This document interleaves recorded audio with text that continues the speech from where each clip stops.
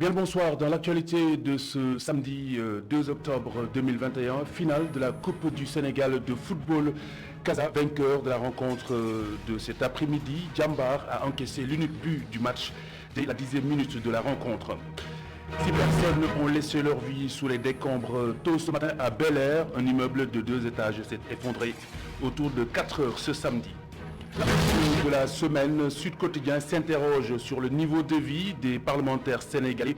Prétexte de l'article, le trafic présumé de passeports diplomatiques qui secoue l'Assemblée nationale. Bienvenue à tous, le développement dans un instant.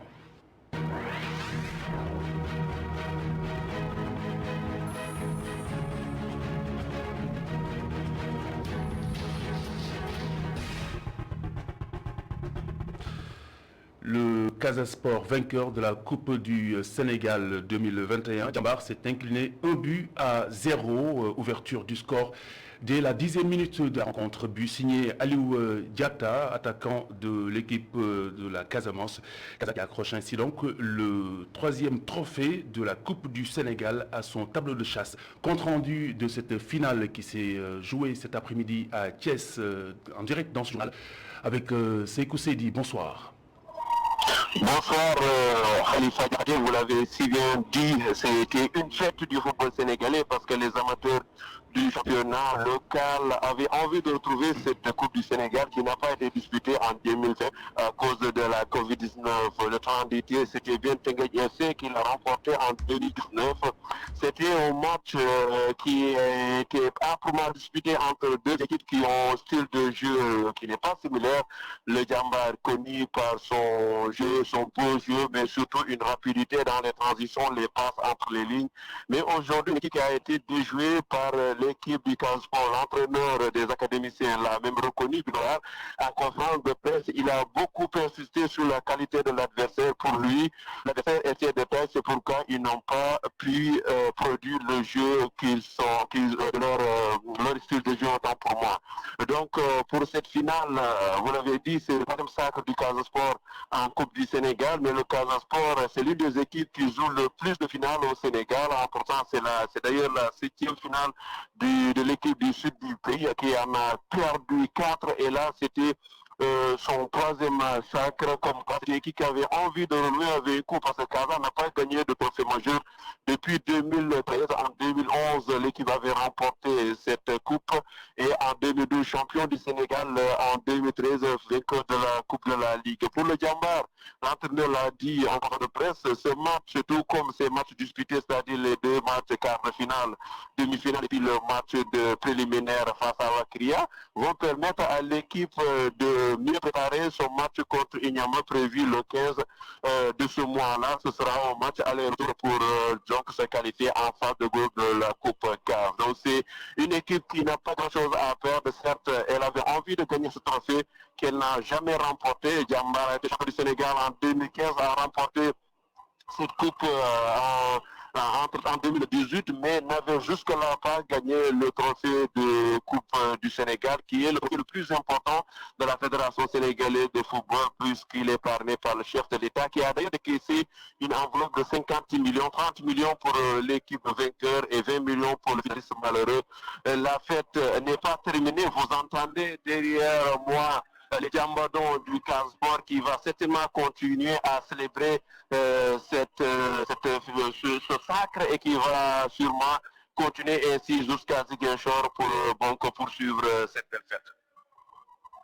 Sekou Seydi, merci. Et puis ce drame qui a réveillé Bel Air aujourd'hui, tôt ce matin, la mort de 6 personnes à la suite de l'effondrement d'un immeuble R+2. 6 autres personnes sont blessées. Le bâtiment s'était affaissé autour de 4 heures du matin. Le chef des opérations de secours relève un non-respect des normes de construction. Le reportage de Seydina Mbaye et Abdourahmane Ly. Téléphone scotché à l'oreille pour prendre des nouvelles pour les uns, en groupe pour éviter de penser au pire pour les autres. Tous inquiets, les yeux rivés sur les décombres.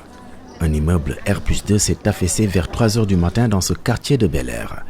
Informé vers 4 heures du matin du drame, le groupement d'incendie et de secours numéro 1 est intervenu. Il s'agit effectivement d'un effondrement d'un bâtiment à usage d'habitation R+2. Il y a eu quand même des victimes. Il y a présentement 6 victimes qui ont été évacuées par les services de secours et qui sont présentement dans les structures sanitaires. Des voisins venus assister les victimes n'ont pas manqué d'exposer leur tristesse. Cheikh Awaballa se présente comme un membre à part entière de la famille. Un fils adoptif d'une des victimes en passe d'être évacué. L'émotion l'envahit. am na ci ñoo xam ne fi mu ne nii seen doom gaañu na xamuñu ko am na sama benn sët ci màggal gi ñoo toogoon maak moom mu ngi. Un de mes neveux avec qui j'étais le jour même du grand Magal de Touba, enthousiaste ce jour-là, je me souviens. Lorsqu'on m'a annoncé qu'il a rendu l'âme, je n'ai pas pu me retenir. C'est d'ailleurs son père qui l'a sorti des décombres, lui et sa maman. Mais il n'a pas survécu malheureusement. Il y a un autre de mes neveux, Fallou, qui est toujours sous les décombres, décédé également. Mes neveux, mes petits-fils, mes fils, tous, ils sont restés.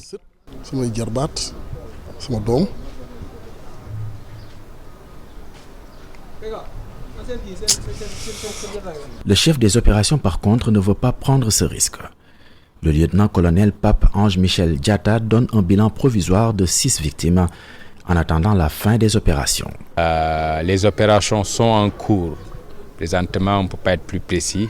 Quand on aura fini en fait toutes les opérations de levage, donc les opérations de terrain, parce que c'est un bâtiment R+2 qui s'est effondré globalement, il faudrait quand même un peu plus de patience pour pouvoir disposer d'un bilan définitif.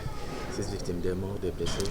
Le bilan définitif vous sera communiqué, je crois, qu'à la fin des opérations. Un bilan qui pourrait donc s'alourdir. En attendant, ces 6 premières victimes sont évacuées vers des structures sanitaires. Le lieutenant Diatta déplore par ailleurs un accès difficile au lieu de l'effondrement, ce qui explique un arsenal important déployé pour venir en appoint aux personnes concernées. Un mort du coronavirus ce samedi, 11 nouveaux cas enregistrés sur 1719 tests réalisés, un cas contact et 10 issus de la transmission communautaire. 8 cas graves sont pris en charge dans les services de réanimation. 23 patients ont été contrôlés négatifs et donc déclarés guéris. La tendance plutôt baissière ces dernières semaines au Sénégal. Parmi les facteurs explicatifs, bien entendu, la vaccination aux yeux de Dr El Hadji Mamadou Ndiaye, le directeur de la prévention au ministère de la Santé et de l'Action sociale, l'a dit à notre reporter Abdourahmane Ly. Écoutez. Au Sénégal, il y en a quand même toujours des gens convaincus qui observent les mesures barrières, mais qui se sont également vaccinés et donc qui utilisent le gel, qui se lavent les mains, etc. Donc il y a un certain nombre d'éléments, en tout cas dans la population, qu'il ne faut pas négliger, qui quand même permettent d'éviter tant soit peu la maladie. Il y a également que sur le plan mondial, parce que là, il faut savoir que ce coronavirus entre quand même par les différentes portes d'entrée du pays. Et que même les voyageurs qui venaient, qui viennent entrer dans le pays, pour l'essentiel dans ces pays, que ce soit européens ou ailleurs, la vaccination a commencé et que dans ces pays, ces personnes se vaccinent. Donc ceux qui viennent au Sénégal, pour l'écrasante majorité qui viennent des pays développés, ils sont vaccinés. Bien sûr, on bénéficie de la vaccination à l'intérieur du pays, mais à l'extérieur du pays également, les personnes qui viennent de l'extérieur, etc., qui devaient ramener le virus, pour l'essentiel, ces personnes, parce qu'il y a des pays où on a des mesures contraignantes qui permettent aux personnes, elles ne peuvent pas ne pas se vacciner dans ces pays, parce que tu ne peux pas aller en boîte, tu ne peux pas aller au restaurant, tu ne peux pas aller dans certains espaces. Elles se vaccinent, ces personnes, en revenant donc, protègent également et de manière indirecte leur famille. Ça aussi, c'est une chose qu'il faut comprendre.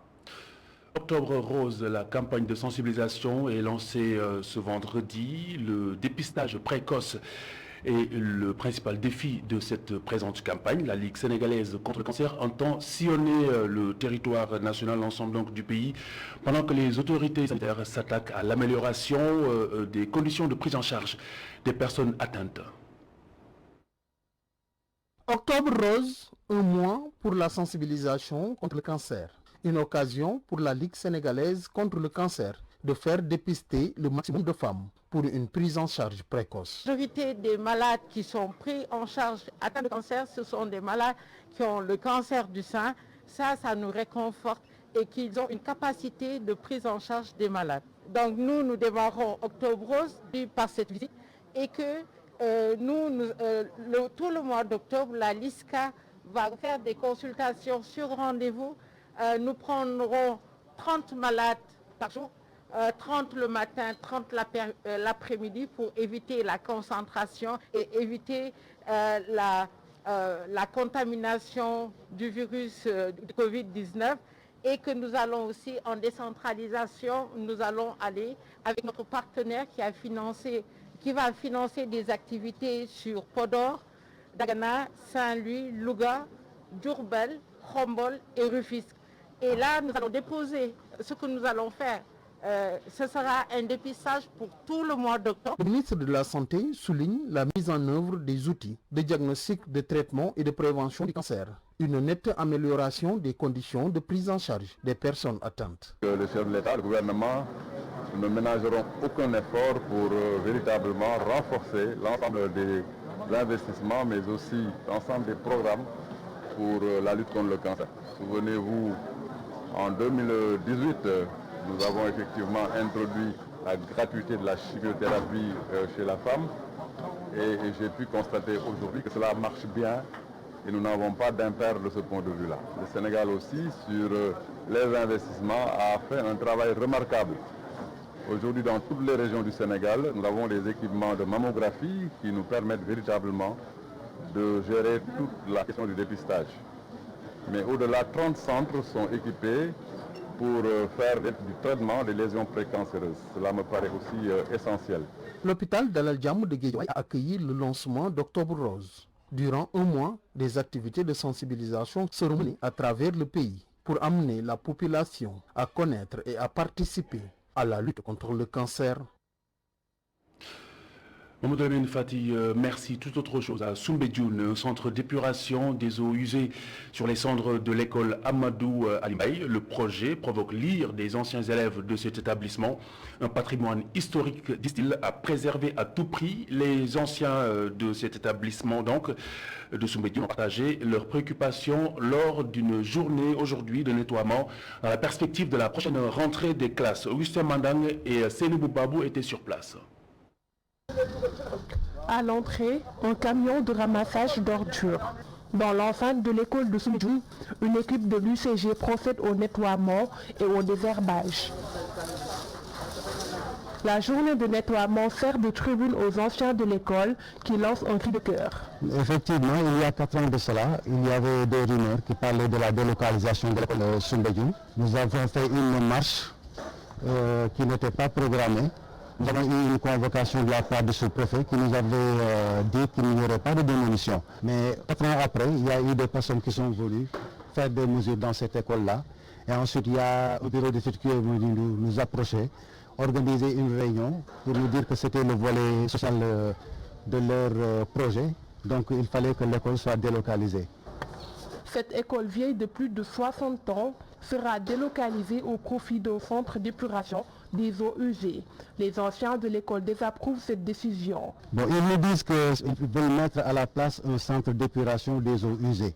Ils disent qu'il y a beaucoup de communes qui sont concernées et que l'état actuel de l'école, c'est le site qui est idéal pour faire ce centre d'épuration des eaux usées. Ces anciens n'entendent pas lâcher du lest. Nous battre avec tous les moyens. Nous n'excluons aucun moyen de combat. Parce que l'État du Sénégal ne connaît que ça. Actuellement, nous avons beaucoup de projets de combat, mais pour le moment, aujourd'hui, c'est une journée de nettoiement que l'on fait comme chaque année. Cette année-ci, c'est la 11e édition. Donc, nous avons profité de cette journée-là pour dénoncer ce projet. L'amicale des anciens de l'école de Soumbédioune ne sera pas seule dans cette lutte. Les riverains et même les artisans disent non à la démolition de l'école de Soumbédioune, qui est un patrimoine pour les habitants de ce village traditionnel de la capitale sénégalaise. Le portrait de la semaine trouve sa place dans ce présent chapitre. Aboubakry Mamadou Mané, ou Niane plutôt, Aboubakry Mamadou Niane, l'homme qui a consacré toute sa vie à l'éducation. Une retraite bien méritée, mais surtout un regard critique sur la pratique de nos jours de l'enseignement au Sénégal. Abdourahmane Ly. Le titre d'enseignant ne doit pas être donné à n'importe qui, laisse entendre Aboubakry Mamadou Niane. Il est à la retraite aujourd'hui. Nous le croisons juste devant chez lui, en partance pour mariage. L'ancien enseignant se rappelle encore du stress permanent face à une classe d'une soixantaine d'élèves. Moi, quand j'enseignais, j'avais chaque fois des maux de ventre. Et le médecin me demandait, est-ce que tu as des problèmes, tu es stressé? Je disais non. Mais en réalité, quand je suis sorti, je me suis rendu compte que j'étais stressé. À chaque fois, je me disais, est-ce que ces 60 gosses qu'on m'a donné, est-ce que j'ai fait ce qu'il fallait? Il est nécessaire aujourd'hui, selon lui, d'inviter les enseignants au sens de la responsabilité. Un principe absent chez beaucoup de nos jours, déplore-t-il. Parce que, bon, la formation est un peu différente. Il y a beaucoup d'enseignants qui sont dans les classes et la formation n'est pas tellement ce qu'elle était comme avant, quoi. 7 ans dans les classes avant d'être promu secrétaire particulier au ministère de l'Éducation. Il y passera 20 ans. Aboubakry révèle avoir travaillé durant la grève de 1988, pratiquement 24 heures sur 24. Bon, au niveau du cabinet, c'est un peu difficile. On a eu à travailler pendant certaines grèves 24 heures sur 24 heures. Au moment du couvre-feu, on est resté là-bas jusqu'à 6 heures du matin et on déposait les étudiants parce que c'était couvre-feu. En un certain moment, on discutait avec les étudiants jusqu'à 1 heure du matin. On était obligé de les ramener par groupe. Aujourd'hui, libéré de ce stress. Non, je ne stresse plus. Et même si la craie nous manque, Aboubakry Mamadou Niane savoure tranquillement sa retraite avec sa famille, avec laquelle il passe le plus clair de son temps. Le café Touba, les amateurs s'en délectent jusqu'à la lie. En revanche, peu d'entre eux vous édifierez certainement sur le processus de torréfaction de cette boisson chaude. Tout un art, une passion pour les torréfacteurs qui ne comptent pas les heures. À Colobane, le reportage de Seydina Mbaye et Lamine l'Islam Dafé. Regardez. Avant sa consommation, le café Touba est torréfié, une torréfaction artisanale avec un processus méticuleux. Nous mettons le café dans la machine, puis nous allumons 2 gaz, ensuite la machine. Mais il faut bien la surveiller. Il existe différents types de café Touba et la torréfaction varie selon la qualité du produit. Il y a 2 sortes de café, le café marron et le café noir. Et les torréfactions varient aussi. Ceux qui ont besoin de plus de poids utilisent le café marron. Certains torréfient jusqu'à 280 kg par nuit.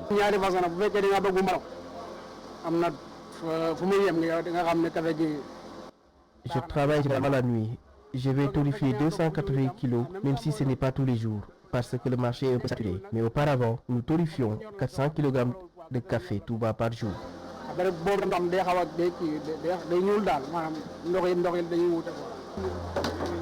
Ces torréfacteurs de café Touba font griller le café 24 heures sur 24, 7 jours sur 7, 12 mois sur 12. La demande varie selon la période de l'année. Le syndicat d'initiative du tourisme du département de Mbour préconise l'implication des acteurs dans la gestion des affaires de la cité, briller des postes électifs au niveau des collectivités locales et surtout à l'Assemblée nationale. Boligay estime qu'il s'agit là de la seule façon, à ses yeux, de pallier leur non-implication, selon ses termes, dans les prises de décision. Ces propos sont recueillis par Muntaga Khan. Également, que l'ensemble des acteurs du tourisme puissent être impliqués dans le processus politique des communes. Parce que nous n'avons pas des conseils municipaux dans les différentes communes touristiques.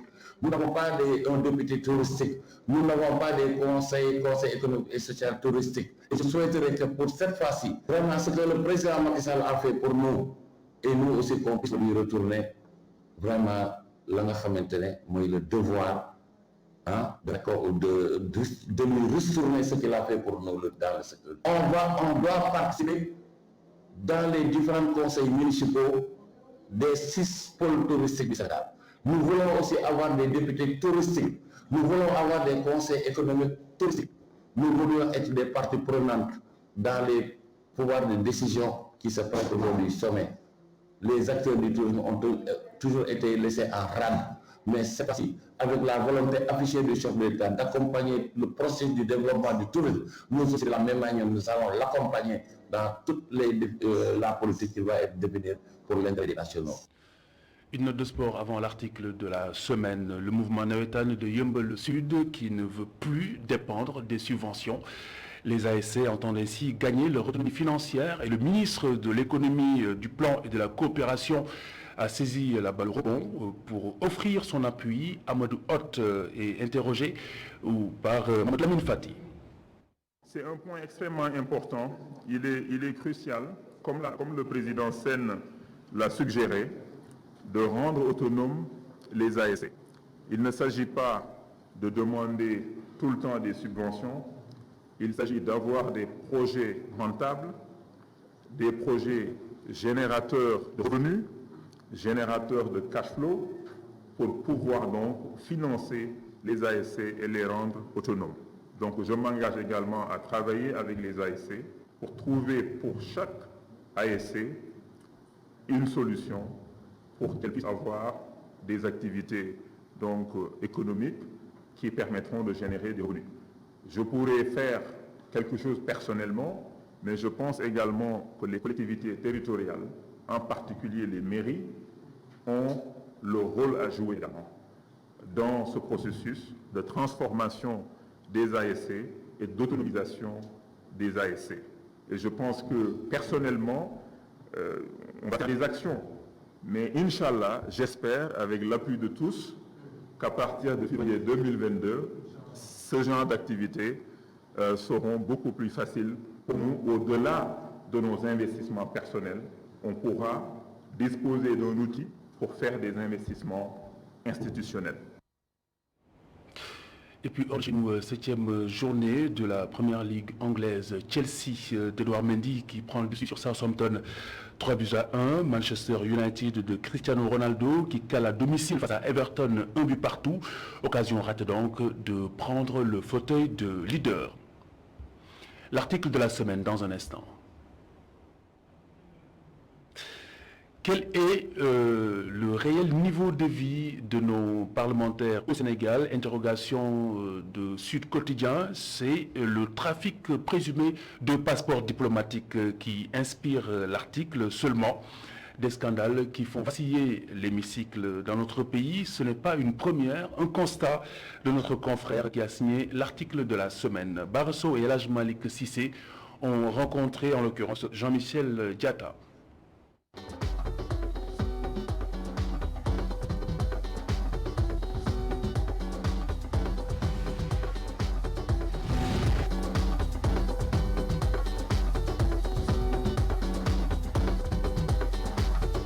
L'Assemblée nationale du Sénégal fait encore les choux gras de la presse.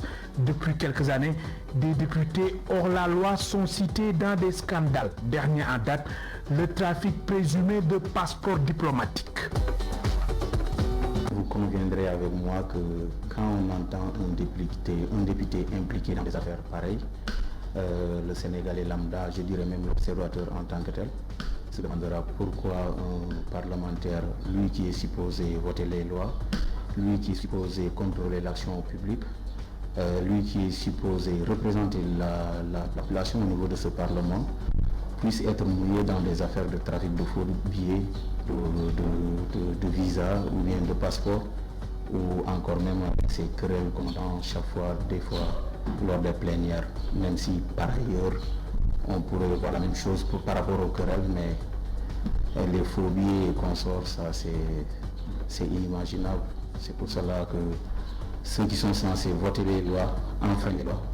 ils sont des hors-la-loi. Des députés hors-la-loi sont cités dans des affaires pas orthodoxes. Pourtant, ils bénéficient d'avantages qui poussent Sud Quotidien à s'interroger sur le niveau de vie de nos parlementaires. Des députés pas si pauvres quand même. Quand on se renseigne du traitement salarial qu'ils ont, on se demande comment est-ce qu'ils peuvent entrer dans ces choses pas si claires.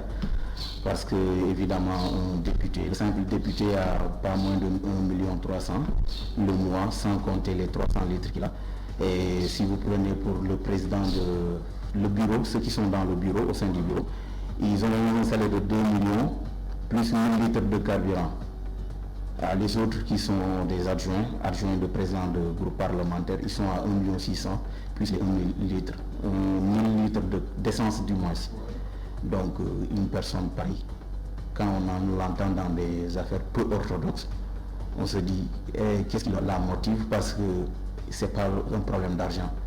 Il y a le traitement est là. Encore que récemment, ou bien je dirais ces derniers temps, on a entendu parler d'enveloppes qu'ils recevraient, ce qui n'apparaîtrait pas dans les bulletins bulletins de salaire, d'enveloppes qu'ils recevraient de 200 000 pour la prime de logement. Donc le Sénégalais, c'est... Des scandales qui continuent de défrayer la chronique. Le peuple a raison de s'inquiéter. C'est inquiétant parce que là, c'est l'image de... Je ne dirais même pas du Parlement parce que l'image est déjà écornée, mais l'image du Sénégal à l'extérieur qui est écornée, surtout par rapport au passeport diplomatique. Imaginez qu'on ait des problèmes avec l'Espagne ou bien... parce que ça a été signalé au niveau de l'Espagne que des fois les passeports n'étaient pas conformes. Donc déjà qu'on dise que ce sont des députés qui se permettent de falsifier, de se transformer en démarcheurs de passeports diplomatiques, c'est vraiment inquiétant. Les Sénégalais sont inquiets de leur Parlement, on est inquiets de notre image à nous. Comment est-ce que les autres nous voient? J'ai parlé récemment avec un gars qui est de la société civile hier d'ailleurs, il était à Cotonou et il disait que ses collègues chahutaient et parlaient du Sénégal.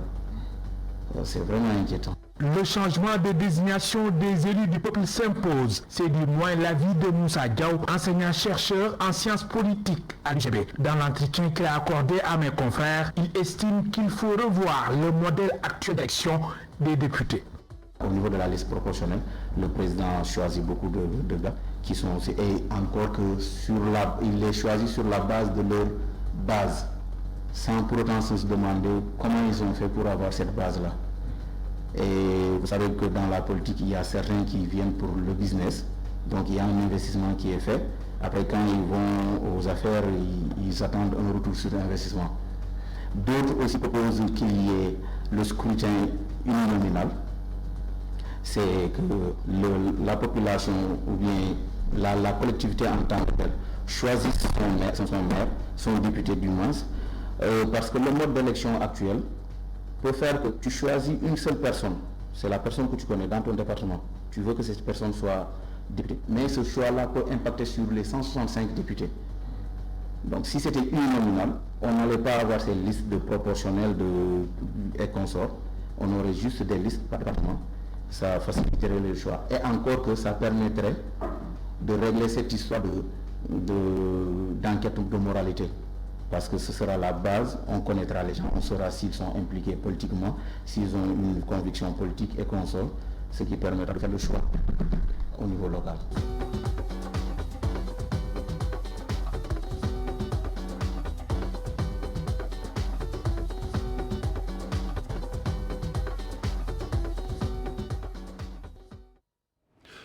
Jean-Michel Diatta de Sud Quotidien qui a signé l'article de la semaine qui était avec El Hadj Malick Cissé. C'est la fin de cette édition. Merci de l'avoir suivi. Rendez-vous avec l'information du Kip Kibari. C'est à 0h avec Modou Mbakagnan. Mais l'actualité continue sur imedia.sn. Et puis à 20h45 ce soir sur ITV. Tous à la télé avec Didier Boubs face à Hassan Ndiaye. Une rediffusion à la demande générale. Bonne soirée sur ITV. À demain, Inch'Allah, 19h45. Bon week-end.